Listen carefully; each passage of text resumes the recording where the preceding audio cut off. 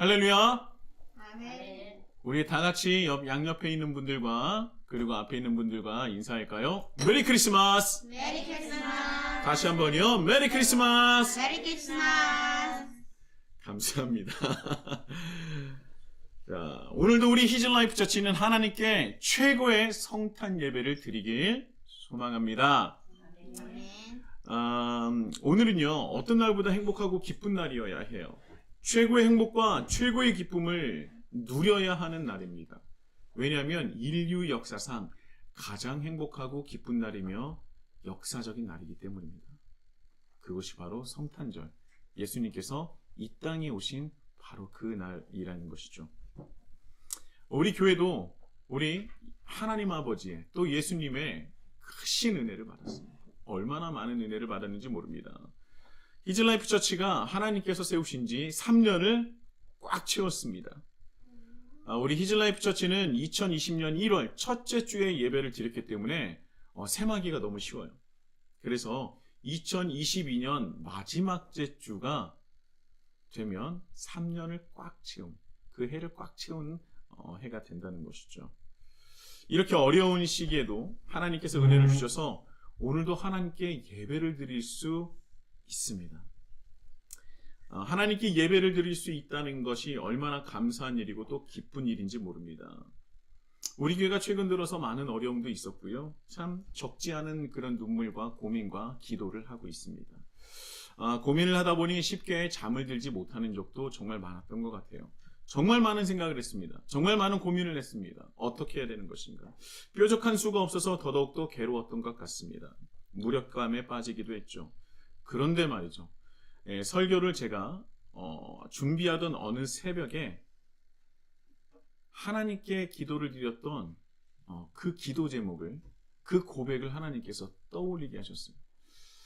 고민과 번민에 지쳐서 허우적거리는 저에게 그때의 그 기도를 하나님께서 깨닫게 해주셨습니다. 떠오르게 하셨어요. 제가 그 기도를 드렸던 정확한 시점은 기억이 나질 않습니다. 어느 날 설교를 준비하던 새벽이었습니다. 이전과 다를 바 없이 하나님의 말씀을 준비하고 또 준비하기 위해서 성경도 보고 또 보고 여러 가지 자료를 찾고 있는데 갑작스럽게 하나님의 그 말씀을 준비하는 그 공간, 그 시간, 하나님의 말씀, 설교를 준비하는 그 시간이 너무나도 행복하고 너무나도 감격스럽고 너무나 가슴 설레는 시간이었어요. 하나님이 나를 사용하시는구나. 부족하다 여겼던 나를 사용하시는구나. 하나님께서 우리 교회를 세워주셨구나. 그 교회를 위해서 나를 통하여 하나님께서 말씀을 주시는구나. 그러니까 그 자리가 너무나 설레고 감격스럽고 행복했던 거예요. 그래서 설교를 준비하다가 모든 것을 다 내려놓고 하나님께 기도했습니다. 하나님께 드린 예배를 준비하고 설교를 준비하는 이 시간이 너무나 기쁘고 설렙니다. 너무나 감격스럽습니다. 하나님께서 이 기쁨과 우리 히즐라이프 처치를 허락해 주셔서 너무나 감사하고 그리고 제가 느끼는 이 행복과 이 기쁨의 자리를 절대 놓치지 않기를 그렇게 기도를 드리고 또 기도를 드렸어요. 그때 기쁨의 눈물을 흘리면서 설교를 준비했었던 그때를 떠올리게 하시면서 내가 하나님께 예배 드릴 수 있다는 것 자체가 너무나 큰 기쁨이고 너무나 큰 영광이구나. 그런 것을 다시금 회복하게 하셨습니다. 예배를 하나님께 드리는 것이, 예배를 드릴 수 있다는 것이 이것이 가장 큰 축복이고 은혜요, 하나님의 사랑이라는 것입니다. 그래서 이 성탄절 예배 설교를 준비하면서 다시 한번 그때의 마음을 기억하게 하셨고요. 우리가 이 자리에서 느끼는 행복과 기쁨은 그 무엇과도 바꿀 수 없는 것이다 라는 것을 다시 한번 깨닫게 하셨습니다. 그래서 이 자리를 놓치지 않으려고 합니다. 오늘 주님께 드리는 이 성탄절의 예배가 여러분에게 있어서는 놓칠 수 없고 놓쳐서도 안 되고 늘 붙잡아야 되는 우리 하나님께 드린 최고의 예배가 되기를 예수님의 이름으로 축복합니다. 아멘. 여러분, 제가 시험을 보는 것은 아니지만 여러분 기억하시리라 생각을 할 수가 없습니다. 2020년 성탄절 설교 제목이 무엇인지 아십니까? 여러분 솔직히 저도 몰랐어요. 그래서 찾아서 알았습니다. 설교 제목이 더 킹이었어요. 성탄절의 주인공은 바로 더 킹, 바로 예수님이라는 것이었습니다. 성탄절은 지키고 예배를 드리지만 정작 주인공인 예수님은 찾아볼 수 없더라. 성탄절의 주인공은 예수님이 아니라 가만 들여다보니 바로 우리가 주인공이었다. 라는 말이었어요. 여러분 성탄절 전후로 사람들은요 수많은 계획을 짭니다. 여행을 간다든지 좋은 곳에 가서 식사를 한다든지 그때는요 한 달, 두 달 이전에 성탄절에 예약을 하지 않으면요 예약을 할 수가 없어요. 그래서 연인들은요 그 성탄절에 좋은 식당에서 함께 식사를 하기 위해서 한 달, 두 달, 세 달 전에 예약을 합니다. 그리고 자기 스스로에게 그래 관수야 그동안 수고했어. 성탄절에 자기가 자기에게 주는 선물까지도 주는 사람도 있어요. 그렇죠? 남에게 또 선물을 한다든지 어찌됐든 성탄절에 수많은 계획을 짭니다. 그런데 수많은 계획과 내가 정말 준비하는 모든 것 가운데 성탄절의 주인공이신 예수님이 계십니까? 성탄절의 주인공이 그 안에 계셨습니까?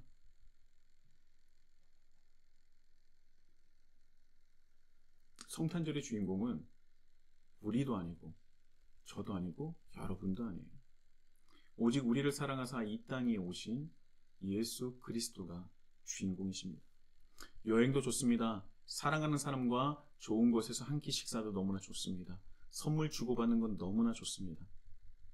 내 자신에게 선물을 주셔도 좋아요. 그러나 절대 성탄절의 주인공은 바뀌면 안 됩니다.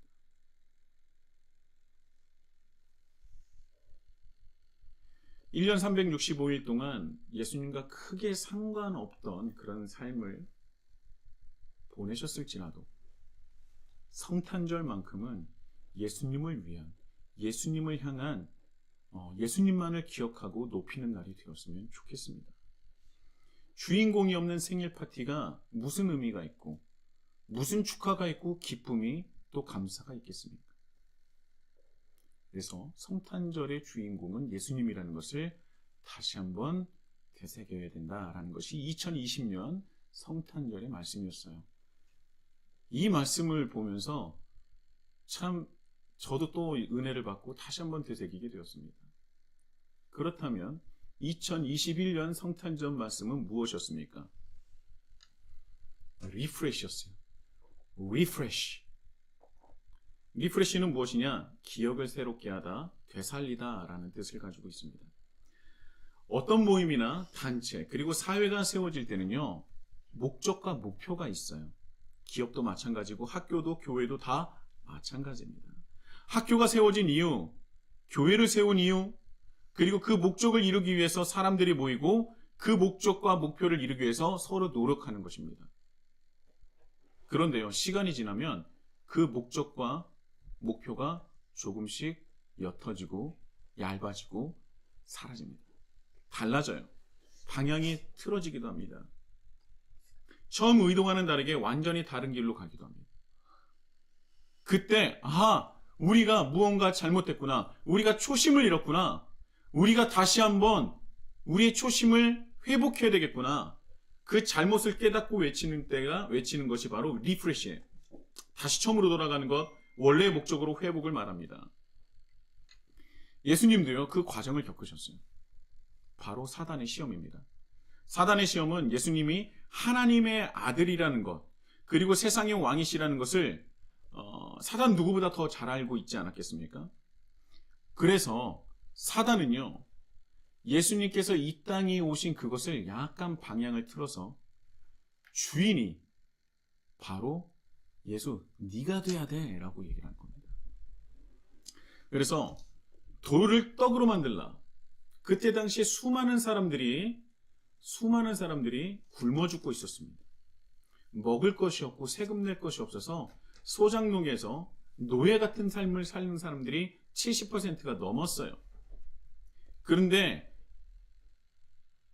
사단이 유혹합니다. 저 돌들을 떡으로 바꾸라.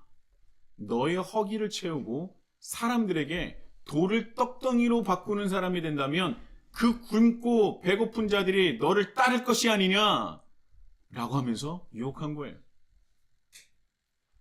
두 번째는 무엇입니까? 그냥 순서 상관없이 말씀드리겠습니다. 높은 곳에서 성전 위로 떨어지라고 하지 않습니까? 그러면 높은 곳에 떨어져 성전에 떨어지면은 천사들이 너를 추종할 것이고 수종될 것이고, 그렇다면 성전에 모여 있는 사람들이 천사의 수종을 받는 너를 보고, 예수 당신을 보고 당신을 높이지 않겠느냐. 떨어져라. 그리고 또 말합니다. 예수 당신은 하나님의 아들이지 않나?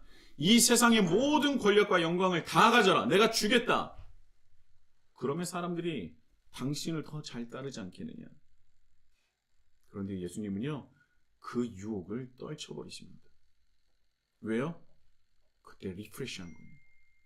내가 극한의 상황에, 극한의 어려움을 겪고 있지만, 그러나 내가 유혹을 받았을지라도 넘어가지 않으신 거예요. 얼마나 배가 고프셨겠습니까?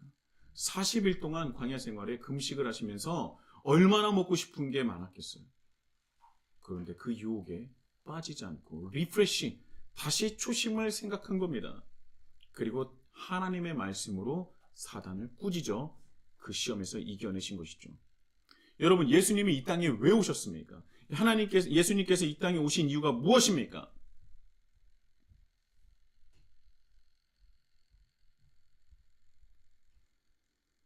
말씀엔 이렇게 나와 있어요. 인자가 온 것은 섬김을 받으려 함이 아니라 도리어 섬기려 하고 자기 목숨을 많은 사람의 대속물로 주려 함이니라. 예수님께서 이 땅에 오신 이유는요, 섬김을 받으려고 하는 것이 아니라 돌을 떡덩이로 만들어서 굶주림을 해소시키면서 그들에게 왕으로서 대접받기 위해서 온 것이 아니라, 성전에서 천사가 수종되는 것을 사람들에게 보이기 위함이 아니라, 세상 모든 권력과 영광을 얻으려고 하는 것이 아니라, 오히려 뭐예요? 예수님께서 이 땅에 오신 이유가 내가 이 세상을 섬기려 왔다. 리프레시.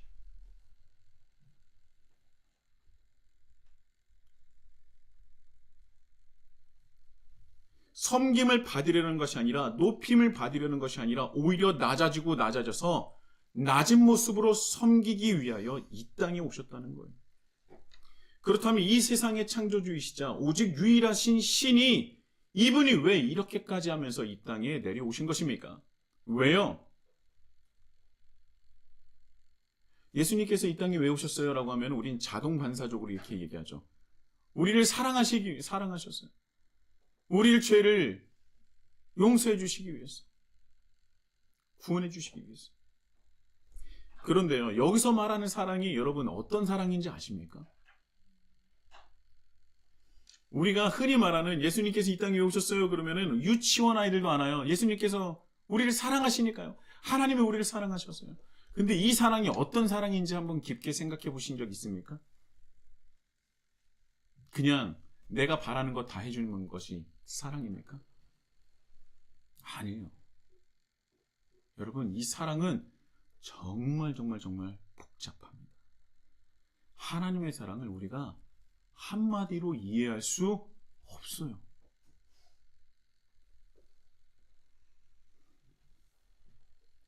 여러분, 예수님의 사랑을 간단하게 표현한 책이 있습니다. 그 책도 모든 것을 다 담을 수 없어요. 바로 오두막이라는 책입니다. 저는 이 책을 3번이나 읽었는데 읽을 때마다 눈물 흘렸던 기억이 있어요.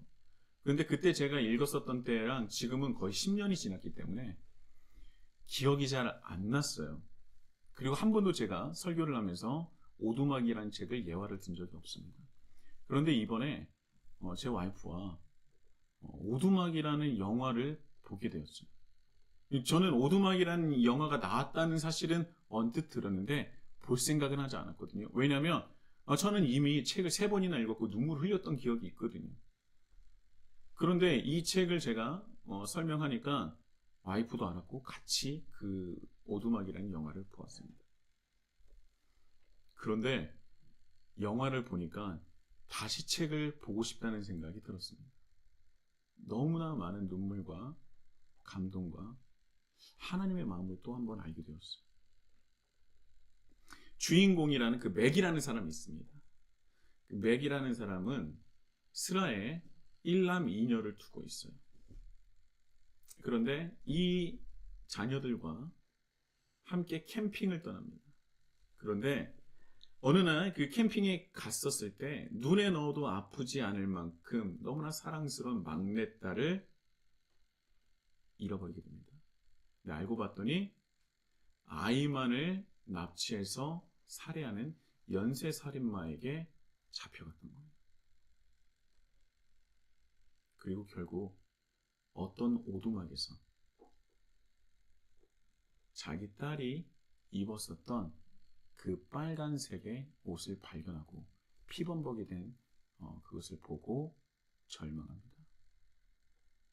내가 너무나 사랑하는 딸이 죽었다는 것을 알게 된 거죠. 이 맥이라는 사람은 신앙심이 그리 깊지는 않았지만 교회도 나가고 그 교회 모임에도 참석을 하긴 했습니다. 굉장히 가정적이었고요. 굉장히 사랑이 넘치는 그런 남편이자 아버지였던 것이죠.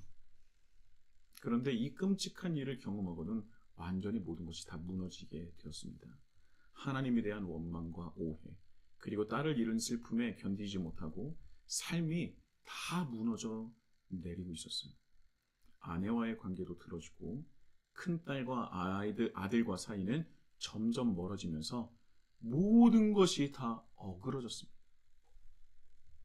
더 이상 자상하고 사랑이 많았던 남편이자 아버지가 아니었던 거예요.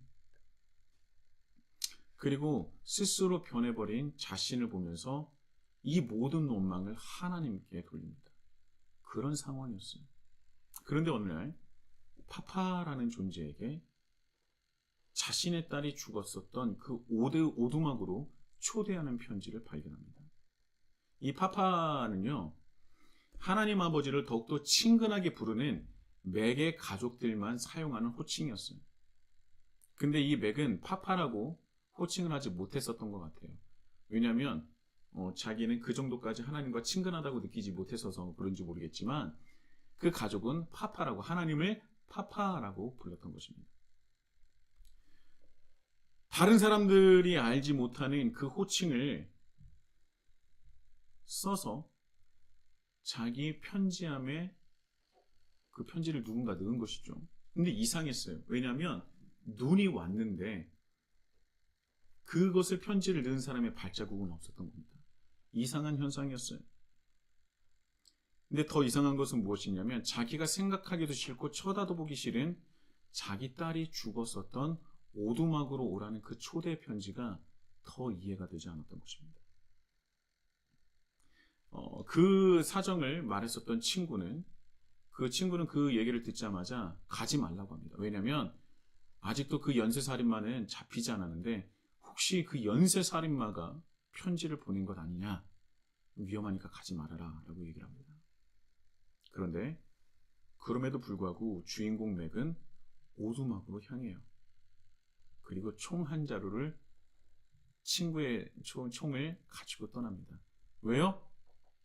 혹여라도 연쇄살인마가 자기를 부른 것이라면 그를 심판하기 위해서 총으로 심판하기 위해서 권총을 가져가는 겁니다.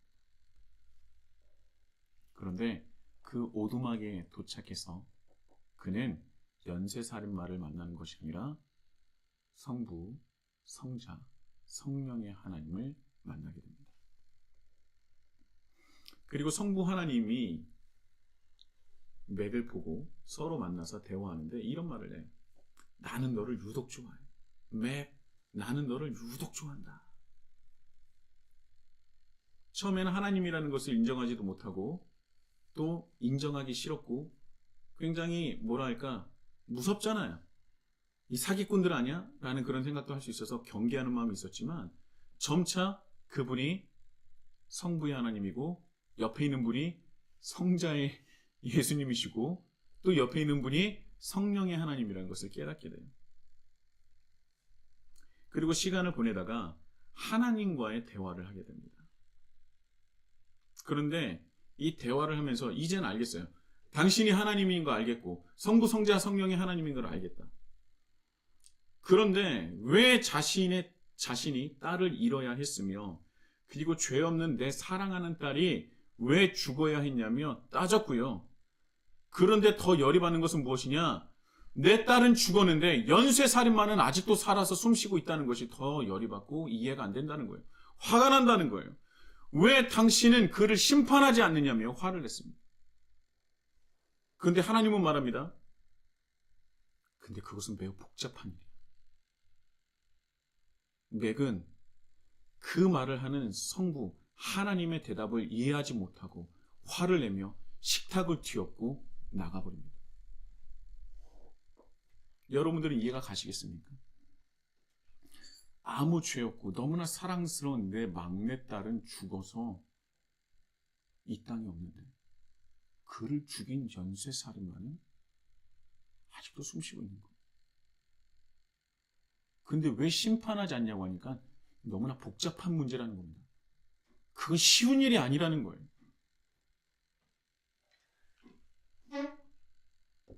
당신 선하시다면서요. 사랑의 하나님이시라면서요. 천국과 지옥이 있다면서요. 왜 연쇄살인마를 심판하지 않으십니까?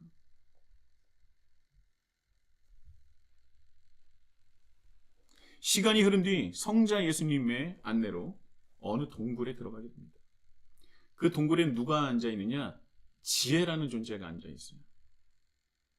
그 지혜라는 존재는 오늘이 매우 중요한 날이라고 하면서 심판의 날이라고 얘기를 합니다. 심판에 관련돼서 얘기를 해요. 그리고 지혜는 심판자의 그 자리에 앉아 있었던 거예요. 그러면서 주인공 맥에게 말합니다. 신의 선하심을 믿지 않죠? 맥이 대답해요. 미씨도 그분의 자녀가 확실합니까? 미씨는 누구냐면 죽은 딸입니다. 지혜가 말해요. 물론이죠. 미씨도 하나님의 자녀입니다. 그러면 맥이 대답해요. 그렇다면 신의 선하심을 저는 믿을 수 없습니다. 왜냐하면 하나님은 미씨를 사랑하지 않아서 죽임을 방관했기 때문이죠. 그래서 저는 신의 선하심을 믿지 않습니다. 자기 자녀를 사랑하지도 않는 신이 선하다고 느낄 수 없다는 거죠. 인정할 수 없다는 겁니다. 그 말을 듣고 지혜는요, 맥을 향해서 말합니다. 이 심판자의 자리에 앉아봐라. 그리고 싫다고 하지만 맥이 결국 심판자의 자리에 앉게 됩니다. 그리고요, 수많은 그런 죄를 짓는 사람들의 모습을 보여줘요. 어떤 아버지가 아들을 괴롭히고 학대하는. 그런데 가만히 보니까 학대하는 아버지가 누굽니까? 자기의 아버지였던 거예요. 그랬더니 그 장면 보기 싫다는 거예요. 그런데 지혜자가 말합니다. 당신이 이미 그를 심판했지 않느냐? 왜냐하면 지난날 그가 어렸을 때 자신을 학대하는 아버지가 주로 먹는 그 술에다가 살충제를 넣었었던 거예요. 그래서 그 아버지는 눈이 멀게 됩니다. 당신은 이미 심판하지 않았느냐? 그런데 또 다른 장면으로 넘어가요. 그 장면이 무엇이냐? 맥의 아버지의 아버지가, 그러니까 맥의 할아버지가 자신의 아들을 학대하는 모습을 보여줍니다. 그리고 그것은 자기의 아버지인지도 모르고 할아버지인지도 몰라요. 그리고 그렇다면 이 아이는 누구냐? 난 모른다. 그런데 이 아이가 너의 아버지야. 이 아버지 네가 그 자리에서 심판해라. 심판을 못하겠대요. 어린아이고 또 아버지니까 심판을 못하겠다는 거죠. 그리고 장면이 이제 달라집니다. 되게 좋다. 알겠다. 그렇다면 이 사람들을 심판해라 하면서 누구를 보여주느냐? 자신의 남은 딸과 아들을 보여줘요. 그리고 그 딸과 아들이 그 맥에게 잘못했었던 수많은 죄들을 열거합니다. 거짓말했고, 이기적이고, 누구를 때렸고, 반항했고, 정말 수많은 죄들을 다 보여줘요. 맥은 다 알죠. 그리고 이 아이들을 심판해라 라고 얘기합니다. 그랬더니 맥이 심판자의 자리에서 일어나서 싫다 그래요. 나는 심판을 못한다. 어떻게 내가 내 아이를 심판할 수 있겠냐. 내가 너무나 사랑하는 아이를 내가 어떻게 심판할 수 있겠냐. 그때 지혜자가 얘기해요. 좋다. 그러면 내가 한 가지 기회를 주겠다. 한 명만 지옥에 보내고 한 명은 천국에 보내라. 죄를 둘 다 지었지만 한 명은 지옥에 보내고 한 명은 살릴 수 있게 하겠다. 둘 중에 한 명을 선택해라 라는 거예요. 그러니까 맥은 더 어처구니 없죠. 내가 어떻게 사랑하는 이들을, 내 사랑하는 아이과 딸을 누구를 지옥에 보내고 누구를 천국에 보내겠느냐. 그리고 지속적으로 이 지혜에게 말하는 게 뭐냐면, 당신 너무하다. 너무한 거다, 이거는. 나는 못한다. 나는 심판하지 못한다. 그리고 맥이 뭐라고 말하냐면, 태임이 차라리 나를 데려가라. 내가 아들과 딸을 대신해서 내가 지옥에 가겠다. You take me. 당신이 나를 데려가라. 내가 지옥을 가겠다. 그렇게 애절하게 지혜자에게 애원하는 맥을 보면서 지혜가 뭐라고 하냐면, 이제 파파의 마음을 알겠느냐.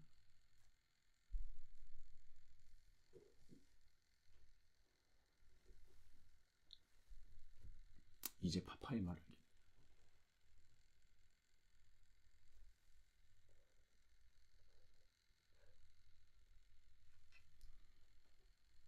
여러분, 예수님께서 이 땅에 왜 오셨습니까? 섬기러 오셨다고 했죠? 왜 섬기려 이 땅에 오셨습니까?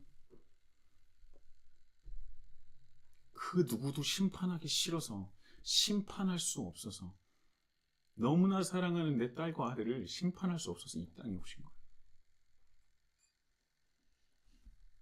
그리고 맥이 얘기했던 것처럼 차라리 내가 가겠다. 차라리 내가 죽겠다. 내가 차라리 십자가에 못 박혀서 그 지옥 내가 가겠다. 그 마음으로 예수님께서 이 땅에 오신 겁니다.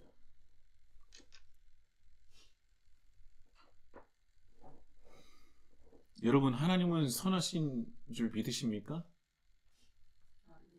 하나님의 마음을 아시겠습니까?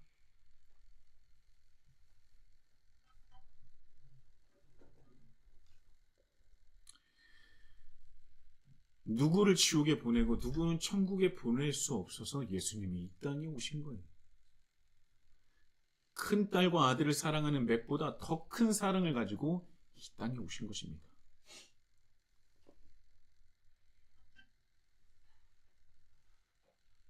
차라리 내가 가겠다. 우리는 때로 오해할 때가 있어요. 예수님은 착한 사람을 더 사랑하실 거야. 예수님을 잘 믿는 사람을 더 좋아하실 거야. 그래서 우리는 예수님이 선택하신 존재. 그래서 그런 근거 없는 선민의식이 자리 잡고 있지 않습니까?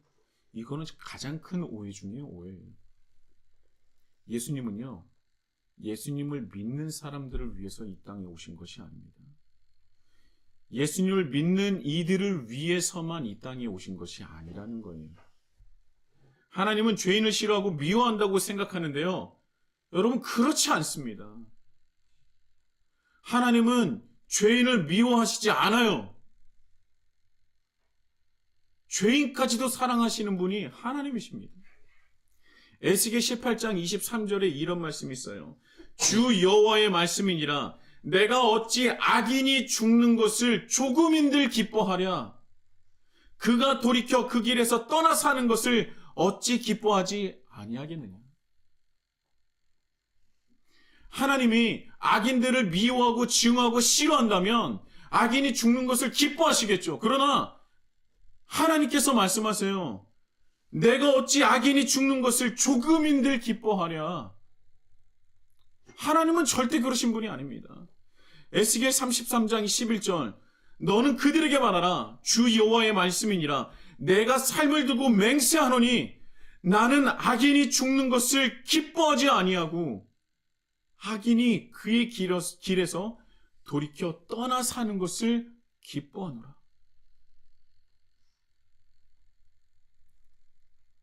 여러분, 하나님이 악인을 미워하는 것 같습니까? 그러면요, 여러분, 우리가 살아서 죄를 지었기 때문에 죄 안 지은 사람 있어요? 잘못 안 한 사람 있습니까? 사람의 마음을 한 번도 아프게 안 한 사람이 있습니까? 자신할 수 있는 사람이 누가 있어요? 에이, 나는 그 정도 아니다. 그거 누가 자신합니까? 여러분, 요즘에 학폭이 계속 대두되는 이유가 뭔지 아세요? 그들이 어렸을 때 그것이 학교폭력인지 몰랐어요. 옳은 일이 아닌 것은 알겠지만 이렇게 일이 커져버릴지도 몰랐고, 그리고 한 사람의 인생이 그렇게 무너질 거라고 생각하지도 않았을 겁니다. 나비 효과라는 것이 있는 거예요. 우리가 수많은 죄를 지었을 때 만약에 하나님의 악인을 미워하고 증오하고 싫어한다면 이 세상에 70억이 넘는 인구가 살 수 있는 사람이 누가 있겠어요? 아무도 없습니다. 하나님은요, 악인을 싫어하고 증오하고 싫어하지 않습니다. 죄를 싫어하시는 거예요.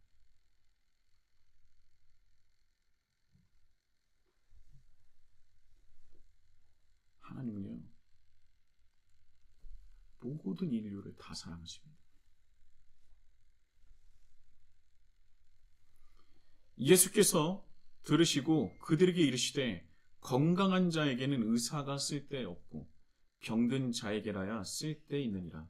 나는 의인을 부르러 온 것이 아니요 죄인을 부르러 왔노라 하시니. 마가복음 2장 17절의 말씀이죠.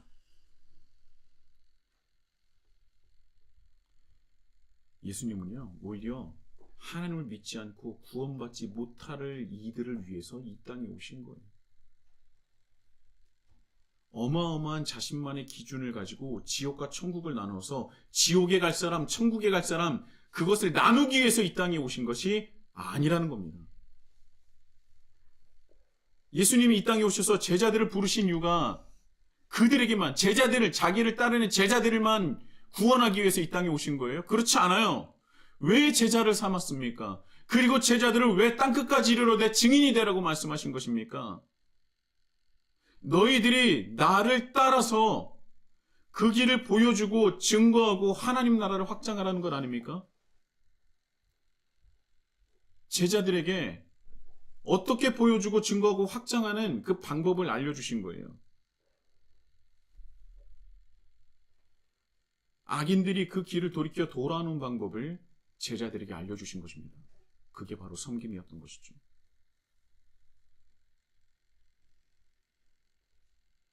그리고 그것을 우리에게 맡기신 거예요. 그 섬김을 예수님은 우리에게 보여주시고 가르쳐 주신 것입니다. 그래서 우리는 그것을 따라야 되는 거예요. 그것이 십자가의 길이고 그 길은, 그 십자가의 길은 오직 자기를 부인하여야만, 내 이기심과 욕심을 버려야만 가능한 거예요. 내 욕심과 내 이심을 가득 가지고 어떻게 섬길 수 있겠습니까? 오늘 말씀의 중요한 포인트는요, 오늘 본문 말씀 여러분 기억 안 나실 거예요. 제가 다시 한번 읽어볼게요. 그러므로 형제들아, 내가 하나님의 모든 자비하심으로 너희를 권하노니 너희 몸을 하나님이 기뻐하시는 거룩한 산 제물로 드리라. 이는 너희가 드릴 영적 예배니라. 너희는 이 세대를 본받지 말고 오직 마음을 새롭게 함으로 변화를 받아 하나님의 선하시고 기뻐하시고 온전하신 뜻이 무엇인지 분별하도록 하라.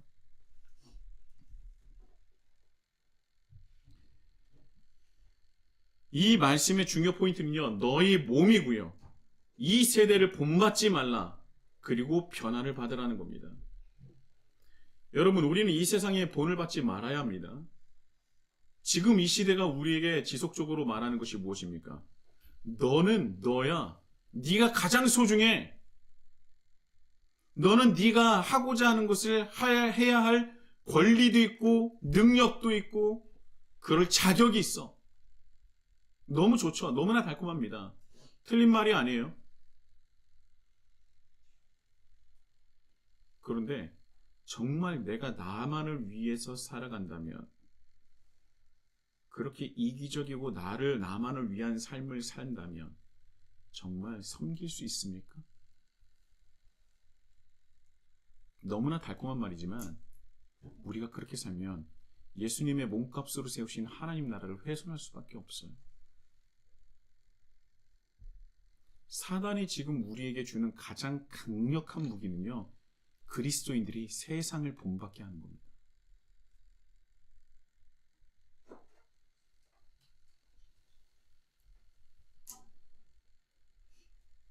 내가 소중하고 내가 하고 싶은 대로 하고 나에게 이익이 있어야 움직이는 이 세대는 예수님께서 이 땅을 변화시키기 위한 섬김과는 정반대 방향인 거예요. 그리고 섬김은 마음만으로 생각만으로 이루어지지 않습니다. 오늘의 말씀은요, 정확히 너희 몸이라고 전하고 있어요. 우리의 몸은 바로 이 세상을 예수님께서 보여주신 그 사랑을 전하기 위한 몸이라고 말씀하고 있습니다. 말씀을 마치겠습니다.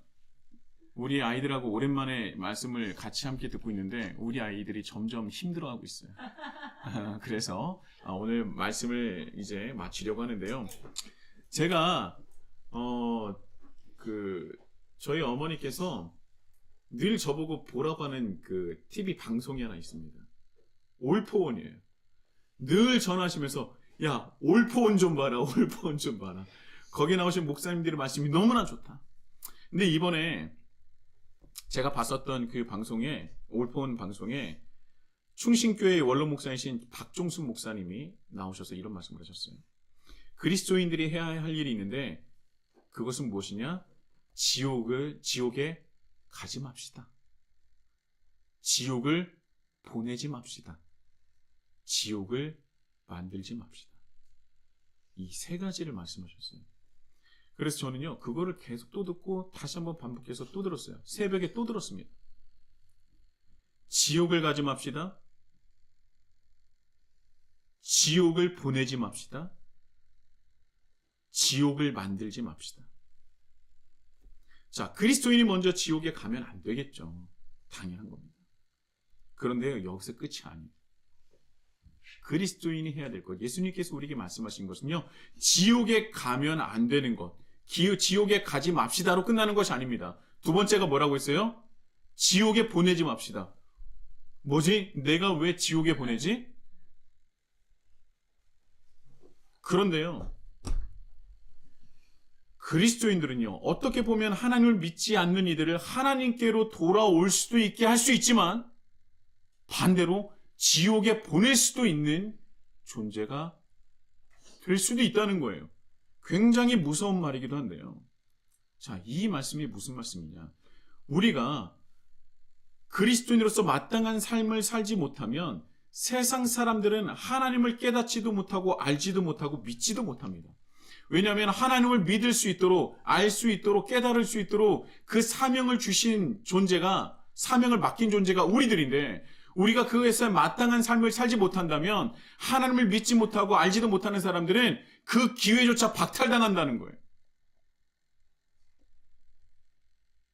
그래서 그리스도인들은 예수님을 믿게 할 수도 있고 예수님을 믿지 못하게도 할 수 있다는 겁니다. 그리스도인들이 그 마땅한 삶을 살지 못한다면 세상 사람들은 하나님을 믿지 않을 거예요.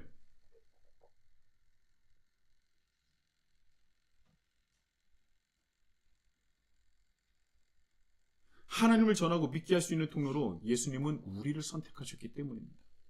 이것은 매우 무겁고도 영광스러운 길입니다. 그렇다면 우리가 지옥을 보내지 않으려면 어떻게 됩니까? 우리가 살아 숨쉬는 공간을 어떻게 만들어 가야 돼요? 하나님 나라로 만들어 가야 된다는 거예요. 그것이 무엇입니까? 지옥을 만들지 맙시다. 와, 저는요, 이 말씀을 듣고 정말 큰 은혜를 받았어요. 이 세 마디에 복음의 진수가 다 담겨 있는 겁니다. 지옥에 가지 맙시다.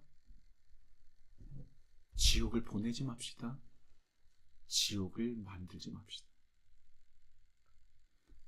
그리스도인으로서 우리가 사는 곳을 하나님 나라로 만들어 간다면, 그리고 그것을 세상에 보여준다면 바로 천국이, 하나님 나라가 이미 우리 안에 있고요. 세상은 점차 하나님 나라로 확장하게 될 것입니다. 여러분, 깨어진 곳과 상처가 있는 곳에 우리 그리스도인들이 그 깨어진 곳을 회복시키고 상처를 낫게 하는 존재가 됩니다. 그 주체는 우리가 아니에요.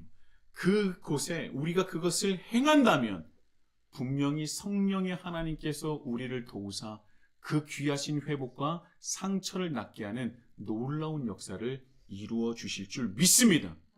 그 역사는 바로 섬김에 있다는 것을 잊지 않으셨으면 좋겠어요. 오늘 성탄절의 주인공 예수님을 더욱더 기뻐하며 찬양하며 경배하면서 예수님께서 우리에게 맡겨주시고 보여주신 그 섬김을 다시 한번 되새기시네. 지옥에 가지 맙시다. 지옥에 보내지 맙시다. 지옥을 만들지 맙시다. 그 섬김의 말씀을 새겨 이 세상을 하나님 나라 확장하시는 우리 히즈라이프 처치가 되기를 예수님의 이름으로 축복합니다.